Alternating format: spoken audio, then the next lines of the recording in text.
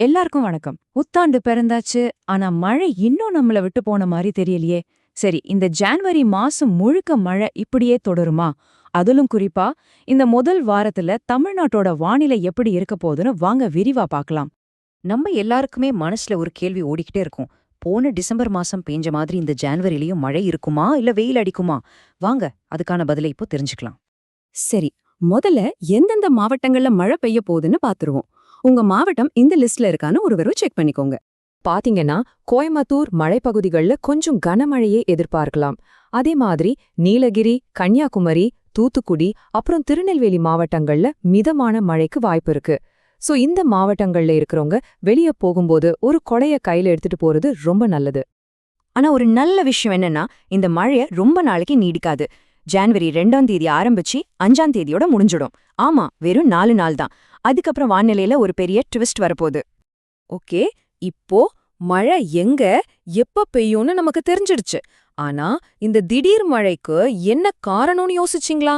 வாங்க அதுக்கு பின்னாடி இருக்கிற சயின்ஸ சிம்பிளா புரிஞ்சுக்கலாம். இந்த மழைக்கு காரணம் வளிமண்டல கீழடுக்கு சுழற்சி அப்படின்னு சொல்றாங்க. பேரு கொஞ்சம் டெக்னிக்கலா இருந்தாலும் விஷயம் ரொம்ப சிம்பிள். அதாவது நம்ம வளிமண்டலத்தோட கீழ்ப்பகுதியில ஒரு பெரிய காத்து சுழற்சி உருவாகும். அது கடல்ல இருக்கிற ஈரப்பதத்தை எல்லாம் அப்படியே உறிஞ்சி நம்ம நிலப்பகுதிக்கு கொண்டு வரும். அதனாலதான் நமக்கு மழை பெய்யுது. அவ்வளோதான் விஷயம். இங்க ஒரு இன்ட்ரெஸ்டிங்கான விஷயம் என்னன்னா, இந்த மழைக்கு காரணம் ஒரு சுழற்சி இல்ல, 2 சுழற்சி. ஆமா, ஒன்னு லட்சத்தீவு குமரிக்கடல் பக்கத்துலயும் இன்னொன்னு தென்மேற்கு வங்கக்கடல் பகுதியிலயும் உருவாகியிருக்கு. இந்த 2 சிஸ்டமும் சேர்ந்துதான் தமிழ்நாட்டுக்கும் புதுச்சேரிக்கும் மழையை கொண்டு வருது. சரி, ஜான்வரி 5ஆம் தேதி வரைக்கும் மழைன்னு சொல்லியாச்சு. அதுக்கப்புறம் என்ன நடக்கும்?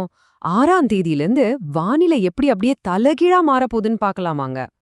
ஆமாங்க, ஜனவரி 6ஆம் தேதியிலிருந்து ஒரு பெரிய சேஞ்ச். மழைக்கு டாட்டா சொல்லிட்டு நம்ம மாநிலத்தோட பெரும்பாலான பகுதிகளில் வறண்ட வானிலை, அதாவது ட்ரை வெதர் ஆரம்பிக்க போகுது. இந்த ட்ரை வெதர் கூடவே 2 விஷயம் வரப்போகுது. ஒன்னு, அதிகாலை நேரத்துல நல்ல பனிமூட்டம் இருக்கும். 2வது, குளிர் கொஞ்சம் அதிகமாகும். டெம்பரேச்சர் ஒரு 2லேருந்து 3 டிகிரி செல்சியஸ் வரைக்கும் குறைய வாய்ப்பு இருக்கு. ஸோ ஸ்வெட்டர்லாம் இருந்தா எடுத்து ரெடியா வச்சுக்கோங்க. அடுத்து டெம்பரேச்சர் டீடைல்ஸ், குறிப்பா சென்னைக்கான ஃபோகாஸ்ட், அப்புறம் மீனவர்களுக்கான ஒரு முக்கியமான அறிவிப்பையும் பார்த்துடலாம். நம்ம சென்னையை பொறுத்த வரைக்கும் வானம் ஓரளவு மேகமூட்டமா தான் இருக்கும். அங்கங்க சில இடங்கள்ல லேசா தூறல் போட வாய்ப்பு இருக்கு. மேக்ஸிமம் டெம்பரேச்சர் 29 டிகிரி செல்சியஸ் வரைக்கும் போகலாம். மினிமம் டெம்பரேச்சர் 21ல இருந்து 22 டிகிரி செல்சியஸ் வரைக்கும் இருக்கலாம். சோ சென்னை வாசிகளே ஒரு மைல்டான குளிருக்கு ரெடி ஆகிக்கோங்க.